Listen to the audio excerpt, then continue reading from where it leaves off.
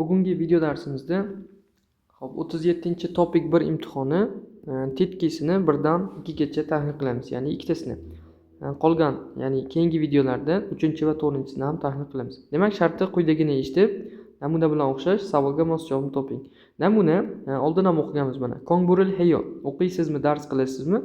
Javobida ne kongburil heyo. Ha, o'qiyman, dars qilaman. Aniyo kongbu yeyo. Yo'q, bu o'qish. Ne kongbuga aniyo. Ha, o'qish emas. Aniyo kongburil choahiyo. Yo'q, o'qishni yaxshi ko'raman. Demak, birinchi testimizga e'tibor qiling. Ayol aytayaptiki, sajoni isoyo.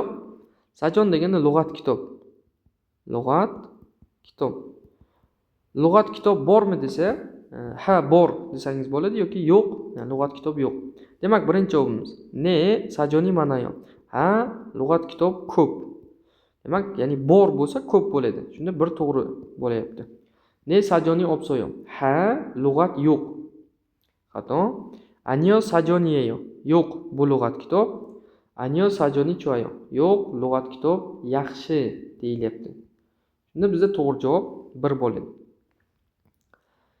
Endi ikkinchi testimizga e'tibor qiling. 4 ball berar ekan. Erkak aytayapti. Sagvaga sayo. Sagva degani olma. Sayo degani arzon. Ya'ni savol berilyapti. Olma arzonmi? Birinchisi ne sagvaga chagayo. Ha, olma kichik. Ne sagvaga isoyo. Ha, olma bor. Anyo sagvaga pisayo.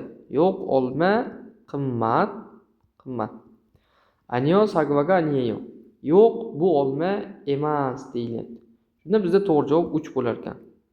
Ya'ni arzonmi desa, yo'q, olma qimmat.